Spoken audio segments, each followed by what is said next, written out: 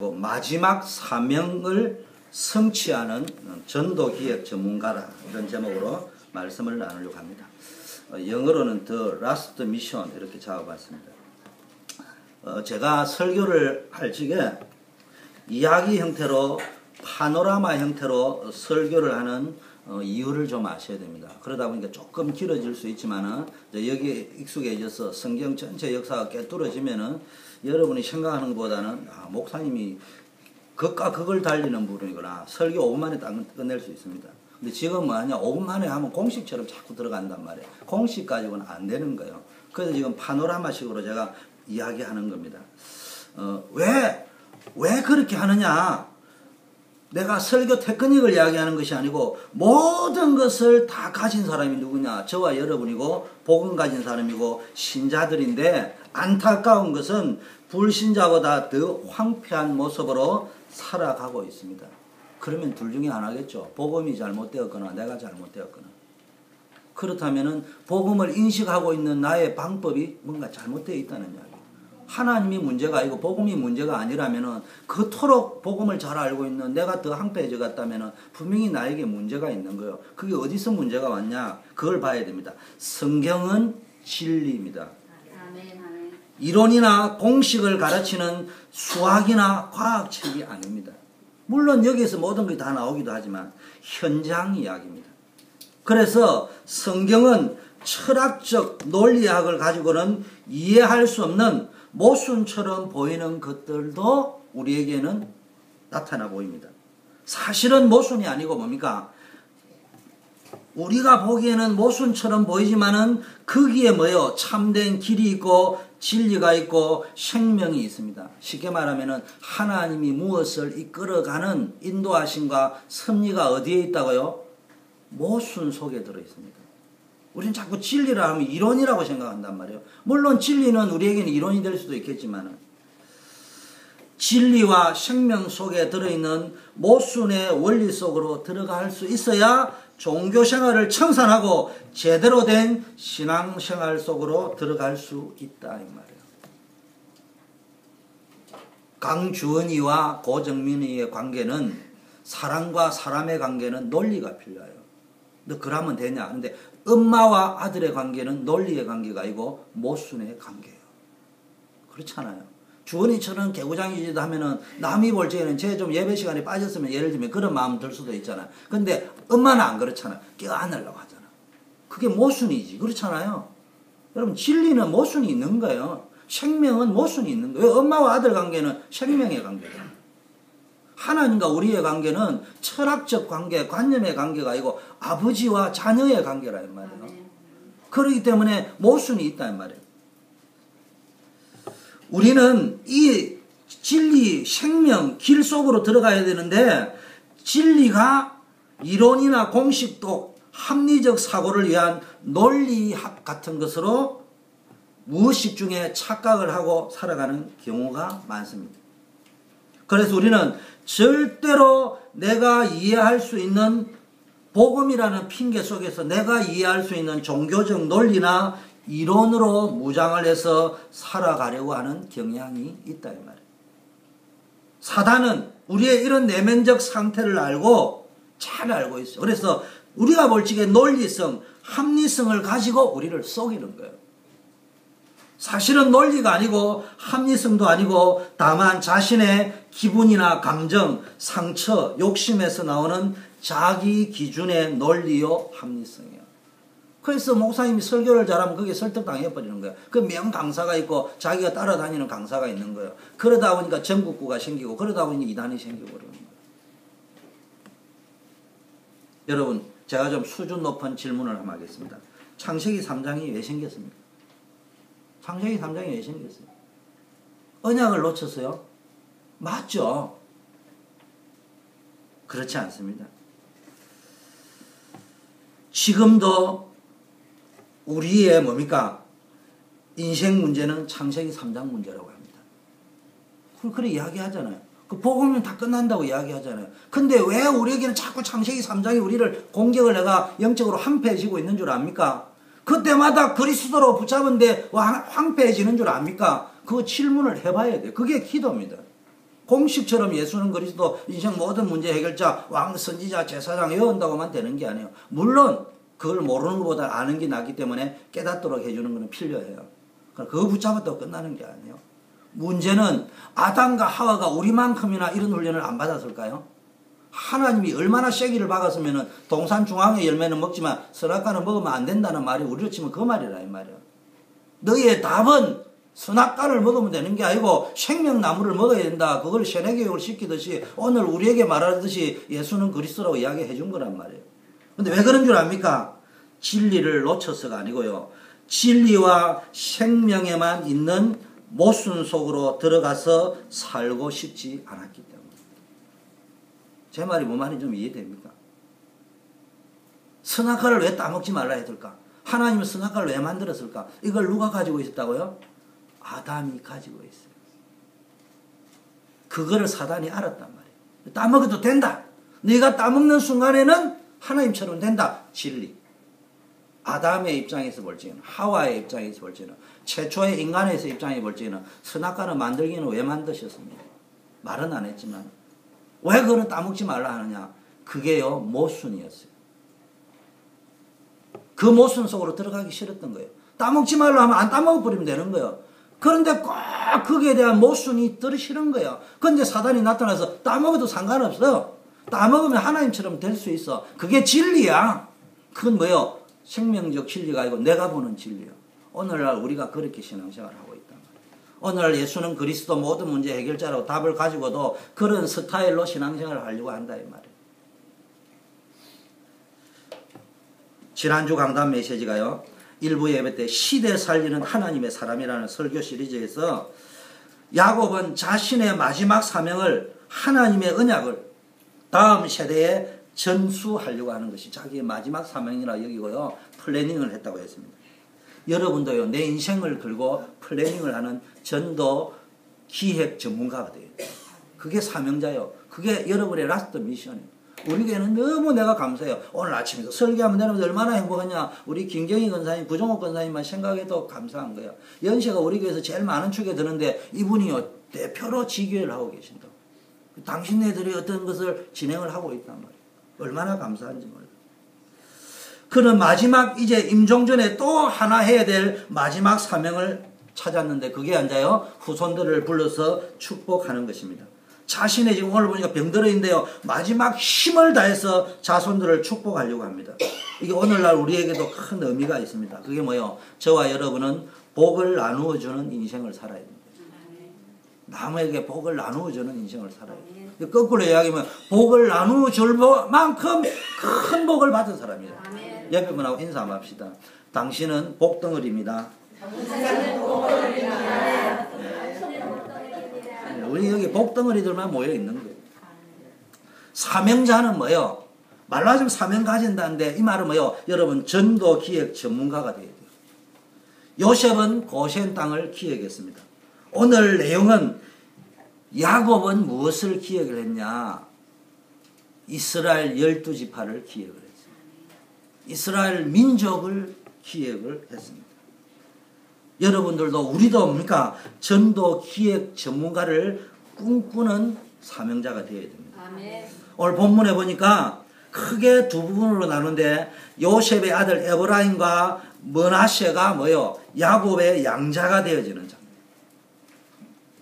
그리고 뒷부분은 양자를 삼는데 그 동생 형 므낫세와 동생 에브라임이 맞바꾸치게 해가지고 에브라임이 형이 되고 므낫세가 동생이 되는 그런 축복을 하게 됩니다. 자, 오늘 메시지는요. 마지막 사명을 감당을 하는데 야곱이 이스라엘 12지파 나중에 이스라엘 민족을 플래닝하는 거예요. 그리 계속 나오는 게 지금요. 전도 기획 시리즈입니다. 전반기에는 기도를 계속했어요. 우리 김경희 권사님 목사님 설교를 들으면 이상하게 기도가 하고 싶다 그런 말씀을 하는데 이 후반기에는 지금 뭐가 나오느냐 계속 전도 기획이라는 단어가 나오는 거예요. 여러분 해봐야 돼요. 자, 첫째 시대를 살리는 언약 성취의 사명을 감당할 주역으로 쓰임을 받았던 요셉. 요셉은요 언약 성취에요 가장 주역으로 쓰임을 받았습니다. 보니까네요. 창세기 48장 50장은요 요셉의 장이 마무리가 되는 장입니다. 요셉장이 이제 마무리가 돼갑니다. 그 50장이 되면 끝나죠. 50장의 마무리는 요셉의 죽음으로 대단원의 스토리가 마무리됩니다.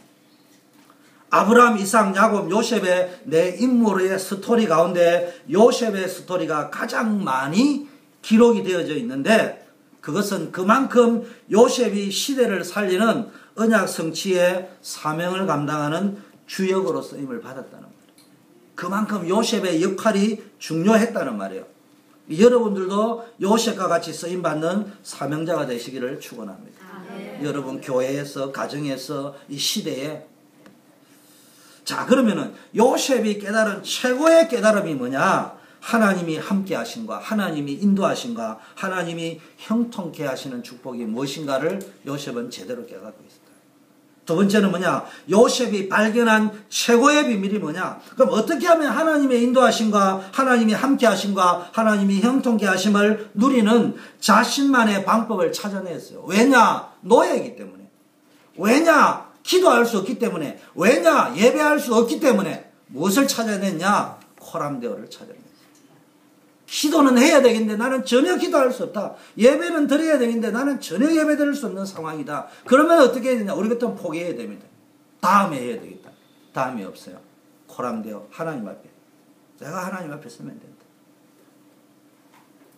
이게 개인화라는 거예요. 나의 것을 찾아낸 거예요. 오직 예수, 항상 예수, 영원한 예수, 완전한 예수를 누리는 비밀이 뭡니까?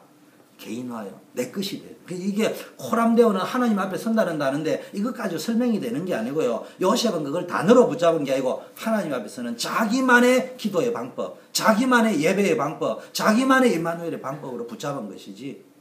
요즘 저나 우리는 학원 강사하듯이 코람데오의 라틴어의 원어는 설명할 수 있지만은 코람데오가 안 된다 이 말이에요. 그게 문제는 아니야. 요셉이 남긴 최고의 유산이 뭐냐? 고센 땅이요.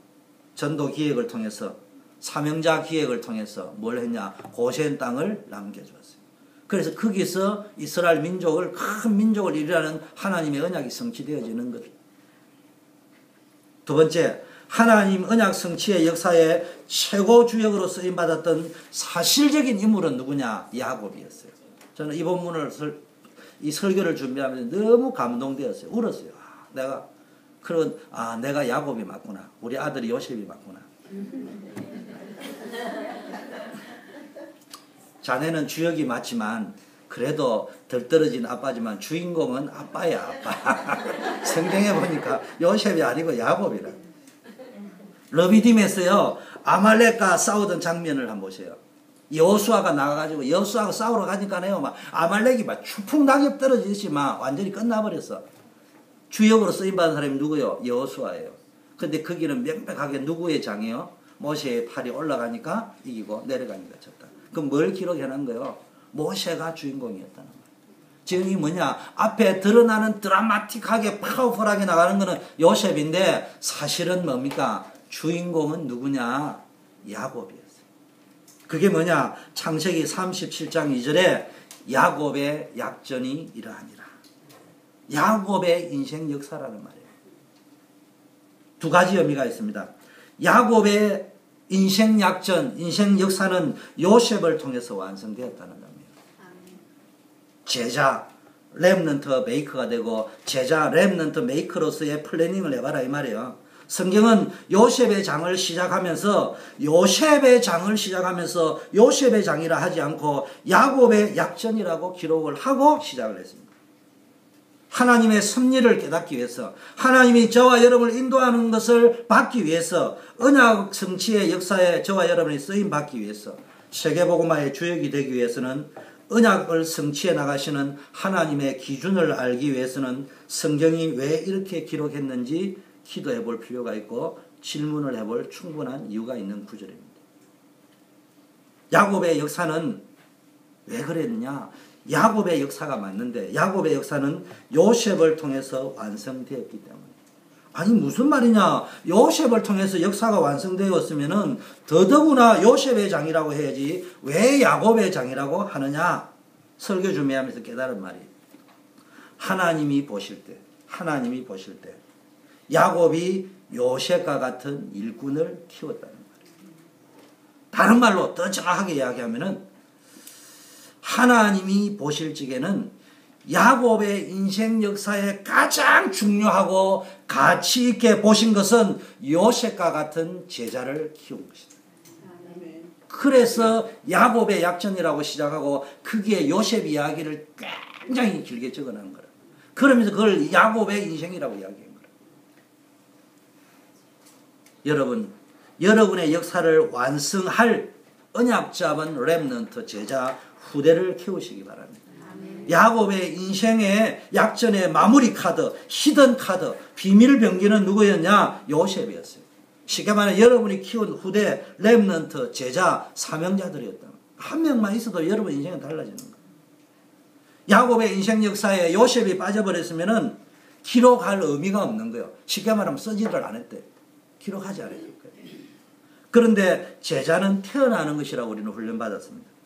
하지만 우리가 이 말을 쓸 때, 우리가 쓸 때는 좀 다른 차원입니다. 그냥 자기는 놀면서 제자는 태어난다는 말을 어디 주워 들어가지고 자기를 변명하고 핑계할 때나 쓰는 말이에요. 그런데 야곱은 요셉을 제자 훈련시켰습니다. 그리고 요셉이 꿈꾼 이야기를 할 때도요, 꾸중은 했지만 마음에 담아두었다고 했습니다. 근데 사실은 야곱이 한 제자 훈련은 여기서 끝났어요. 이 정도밖에 안 됐어요.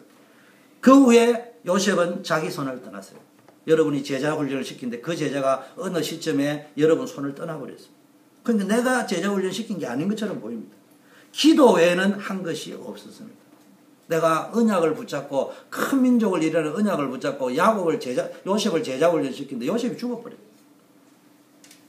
요셉을 죽어버렸으니까 자기는 새롭게 하나님 언약을 붙잡고 이거 어떻게 된 일이냐 이러면서 기도하기 시작했는데요. 하나님이 직접 요셉을 제자훈련 시켜가지고 전도 제자로 완전히 만들어가지고 야곱의 인생 역사에 편입을 딱 시켜 기록해버렸다. 지금 그게 지금 성경의 장이에요. 제자 사역의 실체적 원리도요. 모순이 있습니다. 여러분 우리 오경석 목사님 와가지고 하면서 보면서 주영교 목사의 제자라고 하는데 여러분 거기서 잘 읽어야 돼요. 목사님은 좀 모순적인 사람이구나. 저는 모순 속에서 제자를 키우지 논리 속에서 키우는 사람이 아니에요. 논리를 가지고 큰 사람은 제자가 아니에요. 학원 강사하고 나는 그 사람은 학원에 시험 공부, SAT 점수 높이러 온 사람이에요. 모순 속에서 찾아야 돼요. 자 보세요. 스승인 야곱이 제자의 요셉의 말을 듣고 꾸짖었습니다. 틀렸다고 말했어요. 그런데 뭐라고요? 스승의 가슴에 마음을 담아뒀어요. 이게 제자 사역의 모순이에요. 형제들은 요셉을 죽이려 들어 논리만 가지고 하거든요. 자, 제자인 요셉은 스승인 아버지가 자기 말을 듣고 꾸짖었지만 시험에 들지 않았어요. 이 무슨 말이냐? 내가 굉장히 연상이 뭐라 했단 말이에요. 제자인데. 사명자인데. 사명자는요, 뭐라 하면요, 시험 들지 않습니다. 오히려 아버지의 말을 듣고요, 왜 아버지가 저 말을 했을까? 목사님이 저 말을 했을까? 목사님이 나의 공로를 모를까? 그 시험 들지 말고요. 알면서도 왜 그랬을까? 그러면서 요셉이요, 좀 더 겸손해졌어요. 하나님을 바라보게 됐어요. 옛날에는 설쳤는데, 이제는 기도하는 사람이 되었어요. 이게요, 제자훈련의 모순이에요. 이게 우리 교회 지금 일부 예배 나온 여러분하고 이게 통해야 돼요. 그래 역사에 일어나는 거예요. 자, 하나님의 언약이 아브라함과 이삭을 거쳐서 야곱을 통하여 그 기초가 두 번째는요. 쉽게 말하면요.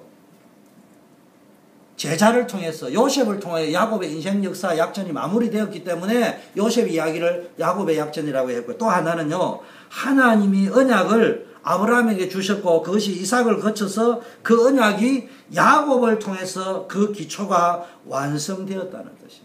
이 말은 언약 성취의 최종 종결자가 누구라고요? 야곱이라는 거예요. 요즘 젊은이들 가운데 쓰는 용어 종결자라는 단어가 있습니다. 종결자라는 사전적 의미는 절대적 우위를 점할 만큼 월등한 능력을 가진 사람이라는 말이 종결자다. 모든 것을 종을 딱 끝내. 그 사람 손에 가면 모든 게 끝난다.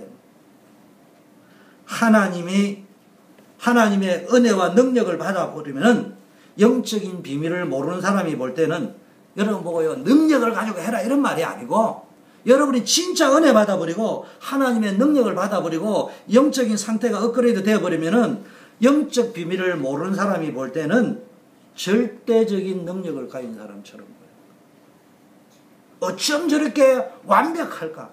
어쩜 저렇게 똑똑할까? 어쩜 저렇게 대단할까? 이렇게 보여요. 사실은 그렇게 대단한 게 아닌데. 우리가 볼 때는 성경의 인물을 꼽아라면 누구요? 요셉이 그런 사람처럼 보이는 거예요. 종결자처럼 보이는 거예요. 쉽게 말하면은 터미네이터처럼 보인다 이 말이에요. 람보처럼 보인다 이 말이에요. 그런데 성경 기자는 요셉이 람보가 아니고 요셉이 터미네이터가 아니고 요셉이 종결자가 아니고 누가 종결자라고요? 야곱이 종결자예요. 야곱이 람보다. 야곱이 터미네이터. 저는 이걸 읽으면서 소망이 생겼어요. 희망이 생겼어요. 요셉처럼 될 자신은 없는데 야곱처럼 될 자신이 있어요. 왜냐? 저와 여러분 다 선천적 야곱가야. 야곱은 누구나 다 할 수 있어. 그 저와 여러분 너무 소망이 있어요. 뭐만 하면 되느냐? 요셉 같은 후대 한 명만 키우면 돼. 내 자식을 키우든지 렘넌트를 키우든지 제자를 키우든지 사명자를 한 명만 키우면 돼. 요셉같이 전도 기획을 할 수 있는 제자 한 명만, 사명자 한 명만 키워버리면 여러분은 그냥 천국 책에 가면은 네가 이 세상에 영적 터미네이터 역할을 했다. 종결자 역할을 했다. 기록이 되는 거예요. 복음의 전당에 기록이 되어지는 거예요. 창세기 48장에서 50장을 묵상해 보면요. 요셉의 죽음을 강조하기 위해서 쓴 것이 아니에요. 요셉이 마지막은 요셉이 죽는 거로 끝났는데 자세히 읽어보면은 요셉의 죽음을 강조하기 위해 쓴 게 아니고요. 야곱의 죽음을 강조하기 위한 것이라는 걸 알 수 있어요. 그래서 야곱이 죽음을 끝으로 어떻게 한다고요? 요셉이 죽었더라 하고 딱 끝내버리는 거예요. 그런데 이상 서둘러 야곱의 죽음과 동시에 요셉의 죽음은 이야기 딱 들어갑니다. 그런데 요셉의 마지막, 야곱의 마지막 뭡니까? 신앙 고백과 죽음 이야기만 기록하고 뭡니까? 더 이상 요셉에 대한 기록은 하지 않습니다. 간단하게 그냥 요셉이 그냥 아버지처럼 유언한 것밖에 없습니다. 그래서 야곱의 장이기 때문에, 야곱의 약전이기 때문에 야곱의 죽음이 끝나자마자 언약의 여정 1편 창세기의 끝은 거기서 끝나는 거예요. 그러면서 제2편 출애굽기가 되겠지만 2편을 암시하면서 엔딩이 끝나는 거예요. 그게 영화의 창세기 영화의 끝이에요. 엔딩 장면. 여러분 영화 300을 보세요. 이 스파르타의 마지막 왕이 쫙 할 적에요. 왕의 아들이 딱 어린 아들이 자라는 엔딩에 딱 놓으면서요. 자기가 죽음으로 뭘 봅니까? 왕비에게 전달한 그걸 자식에게 전달하는 그 장면으로 쫙 끝납니다. 그러면 우리는 상상할 수 있죠. 앞으로 그 아이가 자라가지고 어떻게 될 것이다. 창세기 그래 끝났다 이 말이에요. 그 이야기입니다. 인생은 한 번 왔다가 가는 살다 가는 뭡니까? 사람이 있고요. 인생을 왔다 가면서 가치 있는 인생을 사는 사람이 있는가 하면 분뇨 제조기 같이 그냥 먹고 마시고 그러다가 가는 사람이 있습니다. 만약 여러분이 뭡니까? 야곱 같은 사명자의 인생을 살 수 있다면 허무하게 왔다 가는 그런 인생이 아니고 값진 인생을 살 수 있습니다. 지금 창세기 장은 어떻게 끝나느냐? 요셉의 죽음 이야기는 뭡니까? 야곱이 요셉에게 전수한 언약이 끊어지지 아니하고 뭐요? 요셉이 아버지와 똑같은 신앙 고백을 가지고 살았다는 걸 암시하는 거예요. 그 증거로 똑같은 비전과 똑같은 사명을 가지고 후대들에게 내가 죽으면은 조상의 묘를 묻어달라. 그 아버지가 자기가 했던 말을 그대로 전달하고 하는 그 의미가 그 의미라는 거예요. 그러면서 앞으로 출애굽의 역사를 암시하고 있는 거예요. 설교를 준비하면서 아브라함에게 주셨던 복의 권능이라는 언약은 결국은 야곱에게서 성취되었구나. 그렇다면은 나도 복의 권능이 될 수 있다. 그 복의 권능이라는 게 사실은 누가 복의 권능이라고요? 아브라함이 아니고 누가? 알고 보니까 야곱이 되었다. 창세기를 영화식으로 표현하면요. 창세기 속편으로 제2편이 일단 뭡니까? 창세기가 1편이면요. 제2편으로 뭐가 나옵니까? 출애굽기가 나옵니다. 이제 3편, 4편 계속 나오겠지만 출애굽기 1장의 내용이 뭐냐? 엄청난 시련과 학대와 고통을 받는 이스라엘 민족이 나오는 장면이 나옵니다. 쉽게 말해 얼핏 보면은 야곱이 요셉에게 전달했고 요셉이 후대들에게 전달한 언약은 이제 끝난 거예요. 소망이 없는 것처럼 보여요. 그게 이제 영화에 이제 또 다음부터 출애굽기 할 때 보면 그게 이제 출애굽기 서막이 그런 거예요. 근데 야곱의 입장에서 보면 요셉은 죽었잖아요. 그 당시에. 야곱의 입장에서 요셉이 죽었어요.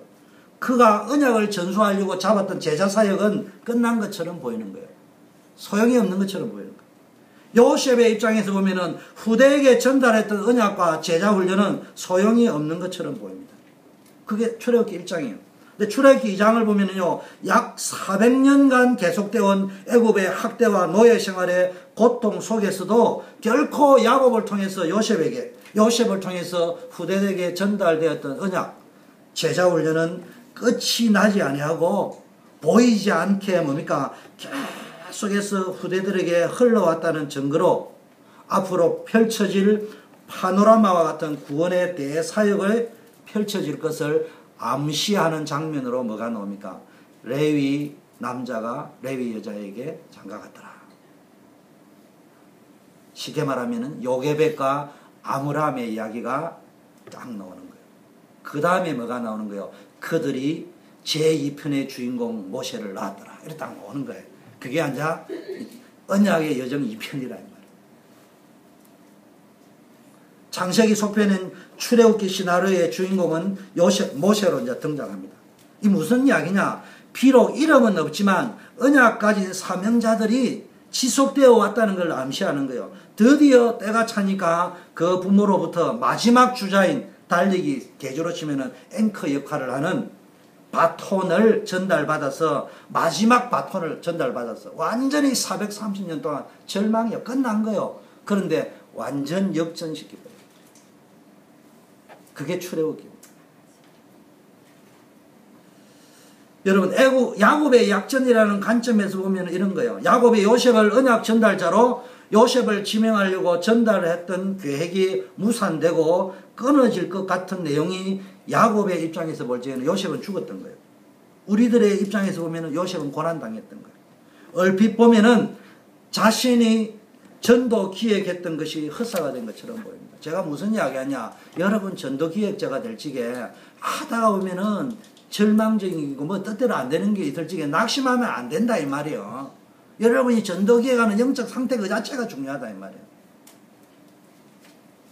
자꾸 완벽한 거 이야기하면 안 돼. 뭐 예원교회가 어떻고 뭐 수영로교회가 어떻고 임마누엘교회 그거 다 헛거예요. 그 전도기획 안 해본 사람이 하는 이야기예요. 전도기획은 없으면 없는 대로 시작하는 거예요. 노예는 노예 상태에서 시작하는 거예요. 초대교회 상태 수준이 노예면은 거기서부터 시작해야 되는 거예요. 총리에서부터 시작하면 안 되는 거예요. 우리는 애굽의 배경이 없어. 노예야. 거기서 시작해야 돼요. 그걸 찾아내라 이 말이에요. 야곱은 자기 언약의 전수자로 생각했던 요셉이 결코 죽지 않고 살아서 언약을 성취하는 주인공으로 영화를 보는 우리는 어떻게 봐요? 요셉이 살아있다고 가는데 지금 야곱은 뭐예요? 죽었다고 생각하고 있죠. 그게 영화가 가는 거란 말이죠. 여러분 열심히 전도인의 사명을 감당했는데 아무 열매가 없고 순간순간 나를 지치게 하게끔 실컷 훈련시킨 제자가 시험 들어 떠나버리고 이런 일이 벌어집니다. 그때 낙심하지 마세요. 여러분 하나님 보실 적에 김경희 권사님, 구종욱 권사님 물어본다고요? 야곱처럼 언약의 종결자로 본다. 성경은요 그래서 요셉의 죽음까지 포함해서 야곱의 약전이라고 합니다. 그래서 제자훈련 사명자의 실제 측면에서 요셉과 같은 카드를 한 장 이상은 들고 있어야 돼요. 여러분. 그래서 오늘부터 요셉 같은 제자를 어른들도 그렇고 렘넌트도 그렇고 내 제자를 찾아야 돼요. 그걸 하기만 해도 되는 거예요. 그러면 여러분 인생은 누가 완성시킨다고요? 하나님이 직접 완성시키는데 뭐요? 여러분을 키운 제자를요 붙여버려요. 어느 날 보니까 만약 여러분의 인생 약전이 있다면요, 제가 오타의 묘미라고 이야기했죠. 약전을 잘못 치면요 역전이 나와. 내 인생 약전인데 야곱의 약전의 히든 카드가 뭐요? 요셉이요. 제자요. 렘넌트요. 렘넌트 제자를 기획했어요. 그런데 그 기획만 사실은 야곱이 했을 뿐이지 신용만 내서 행기 하나도 없다니까. 근데 하나님이 만들어가 붙여버렸다니까. 알고 보니까 제자는 태어난다더니 그렇구나. 내가 행기 하나도 없구나 보니까 알고 보니까 아니 나중에 보니까 하나님이 다 만드는데 알고 보니까 내 배를 통해서 태어난 거야. 알고 보니까 키우기는 하나님 키우는 그 말이에요. 여러분 놀고 먹고 앉아있는데 제자는 태어난다 그 말이 아니에요. 나는 행기 낳은 것밖에 없는데 알고 보니 하나님 다 훈련시켜가지고 이제는 네 자식을 다 붙여줬다 이 말이에요. 그게 제자 훈련이 제자는 태어난다는 원리가 그 말이에요.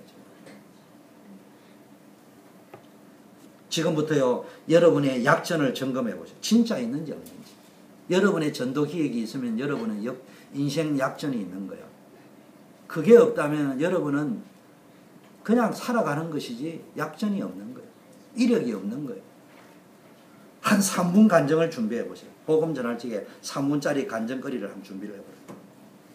그걸 활용하면서 전도를 해라. 근본 세 가지 문제 돌돌 달달 외워가지고 제가 이야기 현장에 가보니까요 다 맞는 말인데 너무 똑똑하고 가르치려고 해가지고 싫다 이야기 들어줘야 됩니다. 저는 가면요 저도 들어보세요. 제가 말을 잘 하잖아요. 들어주는 타입이 아니에요. 가르치는 타입이지. 그래도요 설교할 때 이래야지. 나가면요 3시간 4시간도 들어줍니다. 우리 저 고정민 자매한테 물어보세요. 제가 한국에서 3시간은 그냥 3분도 들어준 적이 딱 오케이 알았을 것 같아요. 그런데요 3시간도 들어줍니다. 그 왠 줄 압니까? 제가 근본 세 가지 문제 몰라서 안 들어주는 게 아니에요. 들어줘요. 한 10번 들어주고 나서 그 다음에 이야기를 통하지. 그거 가지고 이야기하면요 목사님과 들어봐서 들어주지 진심으로 안 들어줍니다. 10번을 딱 들어주고요 그 다음에 진짜 진심으로 이야기해요. 여러분이 하시는 전도자의 일을 또 다른 사람에게 충성된 사람에게 전달해야 돼요. 그게 사명자 여기까지 해보야 되는 거예요. 여러분이요 다른 건 하지 야곱이 요셉을 지명해가지고 제자훈련을 시킨 단계까지만 하면 돼요. 그 다음에는 이제 나중에 죽어버릴 수 있는 거예요. 끝나버릴 수 있는 거예요. 효과가 이 사람이 그 친구 따로 없어지는데 하나님은 뭐라고 하냐. 그게 구종욱이의 히스토리다. 구종욱이의 상급이다. 구종욱이의 역사다. 이렇게 이야기해요. 그래 천국에 가니까 나는 한 것이 없는데요. 라니까요. 네가 이랬다 했다 이래 돼 있잖아요. 성경에 나와 있잖아요.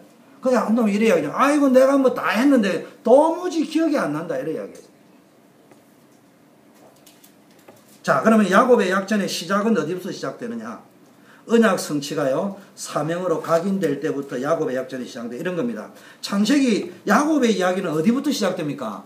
창세기 27장부터 시작됩니다. 그럼 거기서부터 야곱의 이야기라 이래 이야기해야 되는데 그래 이야기 안 하고 37장 10장이나 더 넘어와가지고 야곱이 가나안 땅 곧 그 아비의 우구하던 땅에 거하였더라 라고 기록을 합니다. 여러분들 세겜 땅에 사건 터지고 베델로 올라오잖아요. 그리고 다시 이사를 와가지고 아버지가 있던 브엘셰바 헤브론 땅까지 오고 난 이후에 1절에 야곱이 가나안 땅 그 아버지가 우구하던 땅에 거하였으니 라고 쓰고 2절에 야곱의 히스토리가 이러하니라. 지금 무슨 이야기냐? 창세기가 말하려고 하는 것은 하나님이 보시기에 야곱의 진짜 인생이 언제부터 시작되었냐? 야곱의 약전은 최소한 27장부터 하든지 안 그러면은 야곱 나루토에서부터 적어야 되는데 그런 이야기를 안 적어놨어요. 가나안 땅에 완전히 이사 오고 난 이후에 이제는 떠나지 않는 무슨 이야기냐? 아브라함과 이삭이 살았던 약속의 땅 가나안 땅에 완전히 정착하고 난 후부터가 야곱의 약전의 시작입니다. 이스라엘로 이름이 바뀐 야곱 나루토도 아닙니다. 왜 이 시점을 야곱의 약전의 시작으로 봤냐? 이런 의미입니다. 큰 응답을 받고 큰 은혜를 체험하는 것도 중요하지만 하나님이 보시는 기준이 더 중요한데 하나님이 보시는 기준은 큰 은혜, 큰 체험도 중요하지만 언약과 미션입니다. 야곱은 이론이 아니고 자신의 삶 속에서 진짜 언약을 붙잡은 시점부터 다시 말하면 언약 성취의 사명을 붙잡고 나의 헌신을 결단하고 실천하기 시작한 시점부터 하나님은 야곱의 인생 히스토리를 시작점으로 봤다. 여러분 사실 인생의 전환점이 될 만큼 큰 은혜를 진짜 체험하고 언약 안에 있으면요 전도와 선교에 대한 사명이 불타오르게 되어 있습니다. 그렇다면 야곱이 요셉을 편애했다고 할 만큼 가장 사랑했던 이유가 단순히 감정적 요인만은 아니라 언약적 차원에서 제자훈련 차원에서 요셉을 그토록 끔찍이 사랑해요. 저기 우리 정민이 고정민 집사 와가 있지만요. 나는 별로 안 반가워요. 왜냐? 자기 남편이 안 왔어. 나는 꿈에도 못 넘기고 고집사 남편이. 왜냐? 남이 볼지는 이해하지 못할 정도 형제간도 안 해요. 근데 나 그 친구가 보면은 눈물 날 정도로 사랑스러워. 그 왜 이래 말할 때 눈물이 찌 말란데. 그 왠 줄 압니까? 편애하는 것처럼 보이지만요. 제자훈련 차원에서. 그게 있는 거예요. 난 그 친구만 생각하면 찡해. 그 어제 와가지고 뭐 자랑이라고 생일 안 챙겨줄 때 내한테 혼났어요. 정신 차리라. 내가 시집갈 적에 내가 부탁을 했냐, 다른 부탁 안 하고 딱 한 가지 부탁했는데 그것도 못 들어주냐고 내가 뭐라 했어요. 내가 뭐 나무 장가고 시집가는데 왜 붙잡아, 신부들 자라 붙잡아, 너 신랑이 이것만은 챙겨주는 딴 거는 몰라도 이야기하겠어요. 그건요, 이유가 있기 때문에 하는 거예요. 야곱은요, 조상 아브라함, 이삭을 통해 받았던 언약을 성취하기 위해서 고민하고 열망하고 기도했던 진정한 플래너였습니다. 그래서 그는 처음에는 요셉을 지명해서 언약을 전수하려고 한 거예요. 근데 설교를 준비하면서 보니까요, 야곱은 우리가 볼 때는 인본주의 대명사고요. 전적으로 하나님의 은혜가 아니면 구제불능인 스타일을 대표로만 여겼는데요. 사실 그는 언약을 잡고 영적 싸움을 싸우는 명수였어요. 영적 싸움의 명수였어요. 비록 인본주의를 쓸 때는 썼지만은 그는 언약을 잡고 인본주의 쓸 때도요, 하나님의 축복받기를 열망하면서 했어요. 에사하고 다른 차이가 그거예요. 더 놀라운 것은요, 그는요, 요셉은 장소를 플래닝을 잘했다면요, 요셉은 사람을 잡고 플래닝을 잘하는 명수였어요. 여러분, 인격 수준 능력의 문제가 아니에요. 가슴과 불타오르는 열정이 있어야 된단 말이에요. 제가 지금 왜 설교를 계속 하느냐? 설교하려고 하는 게 아니란 말이에요. 여러분 제자 사이에 가다가 허사가 없고 낙심할 일이 있고 제자가 떠나가도 낙심하지 말라 이 말이에요.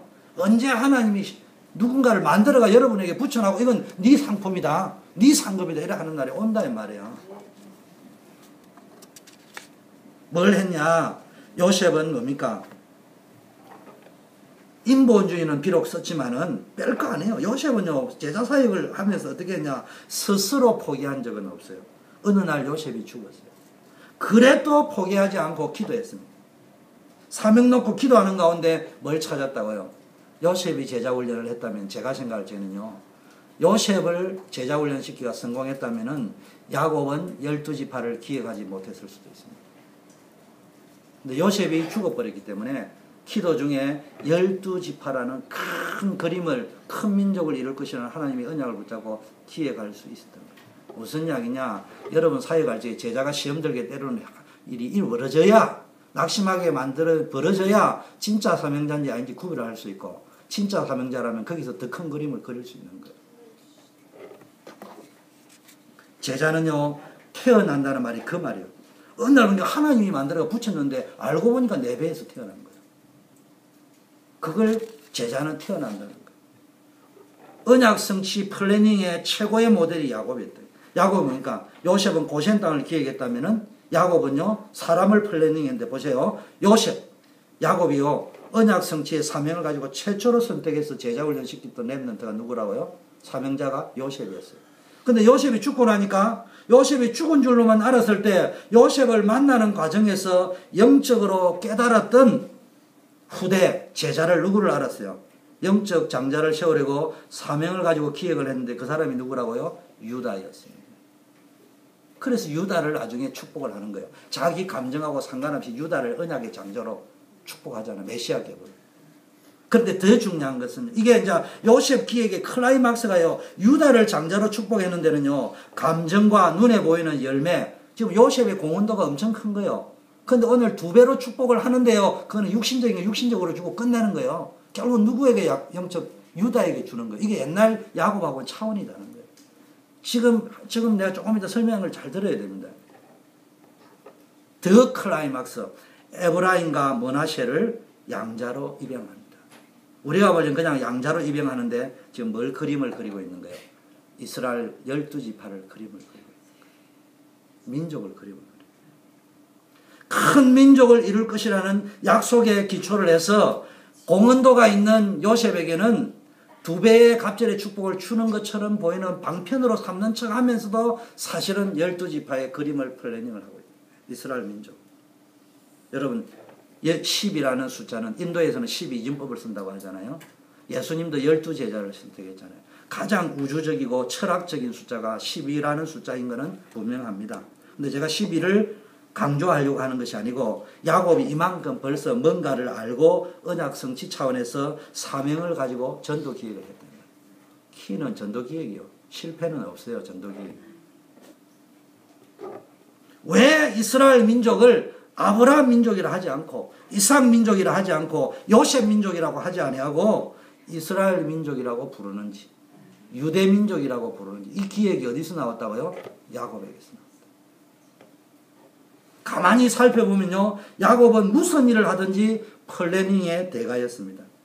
인본주의 방법으로 장자를 빼앗으려고 하고 외삼촌 집에서 외삼촌과 담판을 벌일 때도 육신적인 것으로만 보였지만 야곱은 항상 영적인 기획가의 눈을 가진 전문가 입장에서 딱 담판을 지었어요. 형하고 장자권 담판 짓는 모습 한번 보세요. 외삼촌하고 담판 짓는 모습을 한번 고단수의 사기꾼처럼 보이지만 사실은 언약의 장자가 되고 싶은 열망이 그토록 강했다 이 말이에요. 언약 때문에. 왜 사람들이 사기꾼에게 당합니까? 당하는 사람은요 노력하지 않고도 고소득을 보장하겠다는 욕심밖에 없지만은 사기꾼은 어떻게 하면 저 사람을 내 계획대로 끌어들일 것인가 고민해서 기획을 해서 접근하기 때문에. 그래서 사기꾼보다는 사기 당하는 사람이 더 나빠요. 나는 그렇게 생각합니다. 당하는 사람은 사기를 당하는 것이 맞아요. 욕심밖에 없으니까. 사기꾼은 비록 악하지만 기획을 했으니까 변호사에게 여러분 변호사비 주잖아요. 그럼 당연히 사기꾼에게도 돈을 줘야 돼요. 왜 줘야 되느냐? 내가 원하는 욕심을 채워달라고 했으니까. 그러니까 그 욕심을 채워줬으니까 사기꾼한테 사기꾼 전문가에게 기획 전문가니까 기획 값은 줘야 될 거 아니에요. 그게 여러분이 걸었던 원금을 몽땅 떼인 거예요. 요셉은 아버지에게서 영적인 것을 배웠어요. 아버지의 깊은 속을 보았어요. 그래서 꾸짖을 적에도 아무 소리도 안 했어요. 오히려 아무 소리 안 하는 게 더 겸손해졌어요. 그 의미를 생각했어요. 무슨 이야기냐? 언약 성취에 플래닝하는 것을 요셉이 누구에게 배운 줄 압니까? 아버지 야곱에게서 배웠어요. 여러분들의 언약적 인생의 시작 시점을 오늘 만들어야 됩니다. 오늘부터 어떻게 머리로만 이해하고 있는 언약 말고요. 실제적으로 현장에서 여러분이 붙잡은 언약을 개성해서 성취시켜 나갈 요셉 같은 제자를 만드는 사역을 오늘부터 기획하고 시작해야 됩니다. 야곱의 약전이 시작된 시점이 전도와 선교의 사명을 언약으로 붙잡고부터였고요. 이때부터 마태복음 28장 들어가서 사도행전 1장 8절 속으로 들어갈 적에 그때부터요. 자, 결론 창세기 전체의 대결론은 뭡니까? 언약은 반드시 성취된다는 겁니다. 요셉 이야기로 얼핏 보면 야곱이나 요셉 이야기로 마무리되는 것처럼 보이지만은 하나님이 아브라함에게 약속했던 언약이 야곱을 통해서 최종적으로 성취되었다는 것을 강조하기 위한 것입니다. 그냥 끝내는 게 아니에요. 마지막은 야곱의 축복으로 마감된다는 것을 알리는 거예요. 야곱의 약전이 끝나면 창세기의 막도 내립니다. 그 말이 뭐예요? 야곱이 언약 성취의 핵심 주인공이었다는 말이에요. 야곱이 험난한 인생 살았다는데요. 그 결말이 어떻게 진행되는 것이냐. 그 복선이 요셉이요. 희망은 있다. 나중에 결국 전화위복이 됐고 역전할 거라는 게 복선이 요셉이었고요. 이후에 일어나는 창세기 2편 언약의 여정이 출애굽기입니다. 그걸 예고하는 엔딩을 지금 하고 있는 거예요. 그동안 수고했던 1편의 주연 배우 요셉에게는 육신적 장자의 축복으로 갑절의 축복을, 앞으로 창세기 이후에 나올 제2편, 3편 속의 시나리오의 주인공이 될 보이지 않는 유다에게는 영적 장자의 축복으로 메시아 계보의 축복을, 조연급 배우들의 나머지 자녀들에게는 각자의 믿음의 분량대로 축복하는 것이 창세기 48, 49, 50장.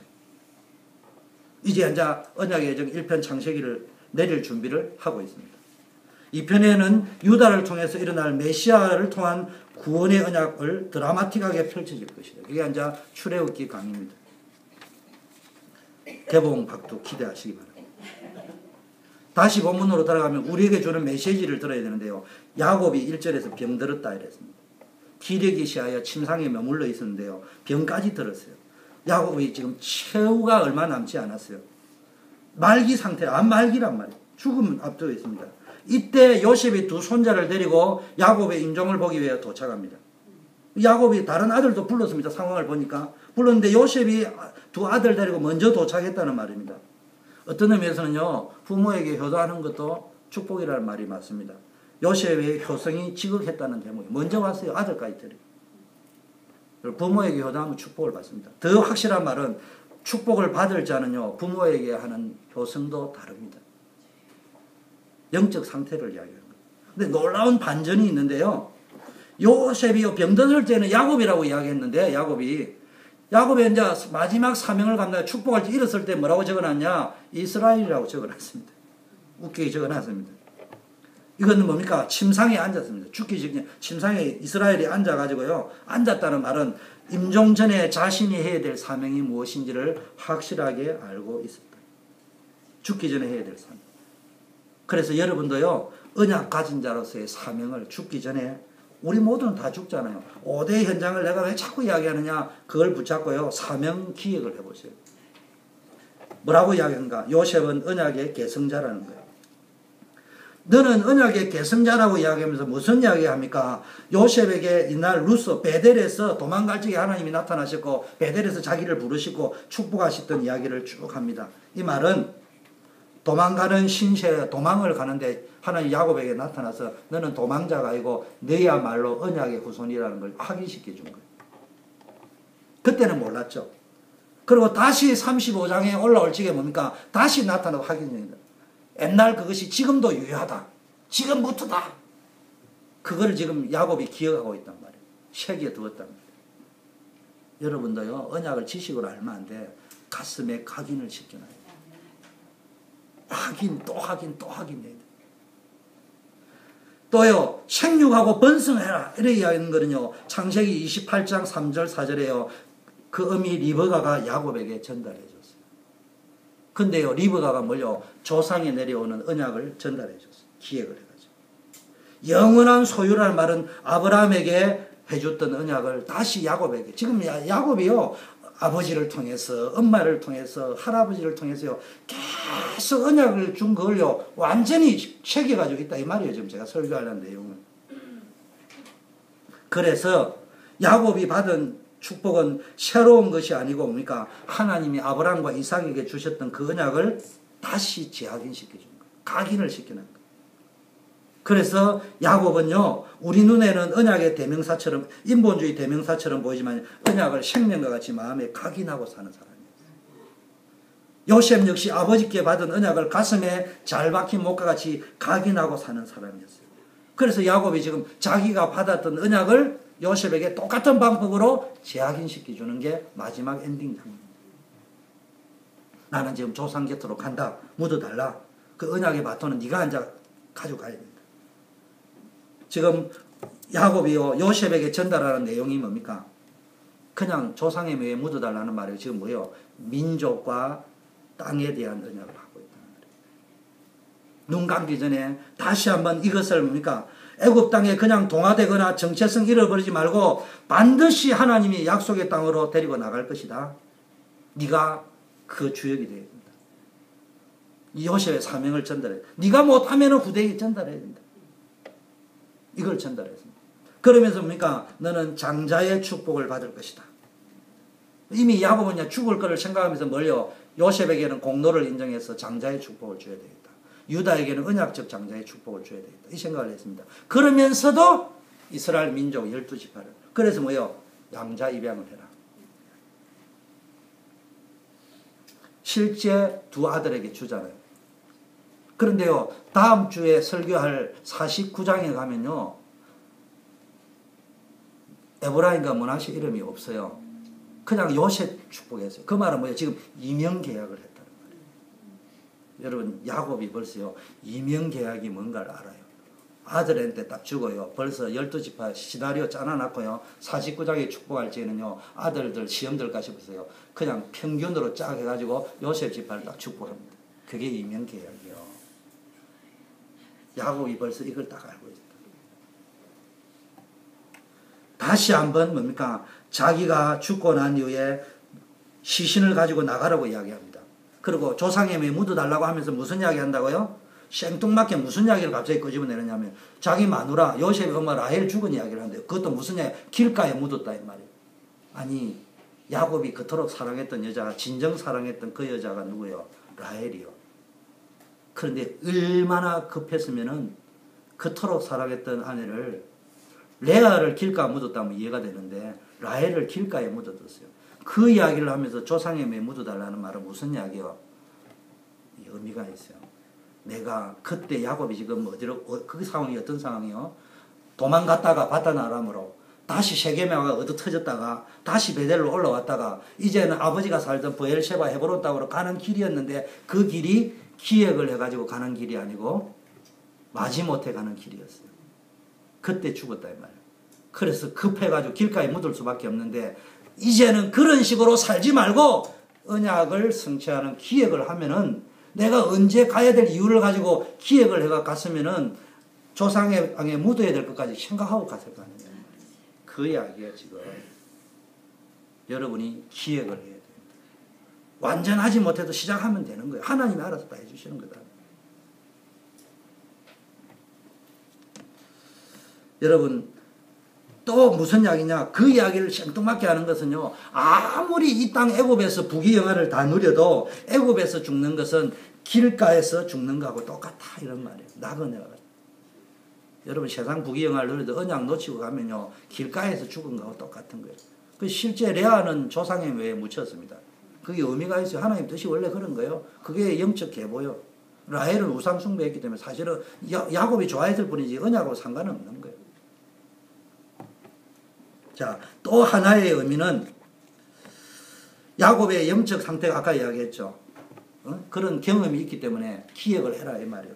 갑자기 뭔 일을 당하기 전에. 그래서 여러분 기획을 하면 어떤 일이면 기획을 해도 문제는 생깁니다. 그런데 기획을 한 상태에서는 문제가 터져도 뭡니까? 더 큰 게 보이는 거예요. 기획을 안 한 상태에서 문제가 터지면 그게 어디로 상처로 들어가면서 영적 문제로 바로 가버려요. 자, 야곱이 손자들을 만나고 하나님께 감사를 드립니다. 이때요, 이제 드디어 나옵니다. 또 생뚱맞은 이야기 합니다. 야, 얘네들이 누구냐? 이래 물어봅니다. 그 어느 분이 해석을 했어요. 요셉이 바빠가 아들을 그때 소개했다. 제가 일주일 동안 아무리 읽어보면 묵상해도 그 해석은 잘못된 거예요. 근데 무슨 이야기냐? 여러분, 자기 아버지가요, 축복할 적에요, 야곱이 털 발라가지고 사기친 생각이 난 거예요. 지금 뭐 한 거예요? 얘가 누구냐 지금 확인하는 거예요. 자기 눈이 멀은 거예요. 근데 야곱은요 이삭하고 달랐습니다. 이삭은 나이가 들어가 눈도 침침하니까 영적 상태도 감각이 없어요. 근데 야곱은 자기가 그걸 아는 거예요. 근데 이미 뭐예요? 전도 기획을 다 했어요. 나무 말을 듣고 하려고 한 게 아니에요.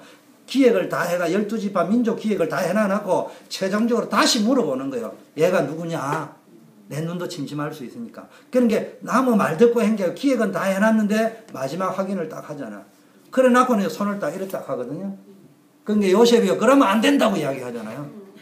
요셉은 또 이제 또 자기가 당연히 기획하잖아. 상처를. 그러니까 뭐 이야기합니까? 아들아 나도 안다. 이 말은 요셉의 말을 들었다는 말이 아니고 나는 하나님께 받은 뜻대로 기획한 대로 간다. 이 말이에요. 근데 또 뭐라고 하는지 압니까? 왜 크로스를 딱 한 줄 압니까? 야 내가 기획을 했는데 하나님이 계획했다. 자리 바꿔라. 그럼 시험 들어버려요. 오른 척하고 싸기를 다. 이게요. 전도 기획가의 자세입니다. 가서 잘난 척 하면 안 돼. 가르치려고 하면 안 돼. 표 안 나게. 그 사람이 그러면 그런 대로 하면 돼. 전혀 눈치 못 채게 그냥 축복금만 딱딱 하면 되는 거예요. 말로 뜯을 필요가 없다. 참 내가 이 설교를 준비하면서 보니까요. 정말로 대단한 거예요. 제가 왜 이렇게 설교를 하느냐, 당부는 이렇게 하느냐. 여러분 언약이 공식이 온다고 되는 게 아니란 말이에요. 전혀 우리하고는 상관없는데 알고 보면 전혀 상관이 없는 게 아닌데 또 말이에요. 또 이런 문제예요. 자, 시간이 없으니까 여러분 마지막 사명을 어쨌든 요셉은 뭡니까? 놓치지 않았대. 가슴을 탁 붙잡고. 늘 사명을 가지고 산다는 것은 쉽지 않습니다. 그러나 여러분 사명을 갖지 않으면 그저 쫓겨서 산단 말이에요. 요셉이 야곱이 쫓겨서 살다 보니까 사랑하는 아내가 죽었는데 길가에 묻어야 될 정도밖에 안 된대요. 근데 여러분 사명을 기획하고 살면요 그런 일이 안 벌어지는 거예요. 그런 일이 슬슬 생긴다 하더라도요 축복이 되어져 버려요. 생산적이고 효율적이고 살아야 되는데 쫓겨 살면 안 돼요. 언제? 사명과 일치할 때는요 한 방향으로 자동차가 얼라이먼이 잘 돼 있어야 되듯이 사명과 비전이 삶의 우선순위가 돼야 됩니다. 오늘 하루라도요 쫙 내가지고 그리고 조심해야 될 것은 잘 안 되고요 뭘 제자훈련시키는데 요셉이 죽은 것처럼 보이고요 요셉의 후손이 죽은 것처럼 보이지만 낙심하지 마세요. 이때 뭐냐 넌 잘하고 있어. 난 잘하고 있어. 스스로에게 말, 넌 잘하고 있어. 왜냐? 하나님이 함께 하시기 때문에. 전도 기획만 하면 된다니까. 잘했다 못했다는 두 번째요. 제가 자꾸 해라고 하는데 앉아보면요. 막 이렇게 저렇게 하면 기분 나쁠 거예요. 제일 기분 나쁜 사람 중에 하나가 우리 처제가 기분 나쁠 거예요. 우리 최경숙 집사님 기분 나쁠 거예요. 말은 안 하지만 성숙애가 이야기해요. 왜? 두 사람 이야기하면요. 딴 분 이야기는 다 들어주는데 굳이 이정님하고 최경숙 집사님만 이야기하면요. 노 하거든요. 그러면요. 제가 노 할지는 이유가 있는 거예요. 틀려서 노 하는 게 아니에요. 이분들은 하려고 하는 분들이에요. 이분들이 앞으로 쓰임받을 거라 내가 믿는 거예요. 근데 어떤 상태로 가기를 원하느냐. 이론 가지고 되는 게 아니에요. 시작을 하면. 그 내가 구정옥 권사님이나 김경희 권사님이 시작을 했기 때문에 말을 하는 거예요. 시작을 안 한 사람한테는 절대로 저는 가르쳐주지 않아요. 왜냐? 이론이 되니까. 시작을 하면은 가르쳐준다. 하는 사람에게 이야기를 해주지. 안 하는 사람 보고 공문에 이렇게 백날 이야기, 그 이론밖에 안 되는 거예요.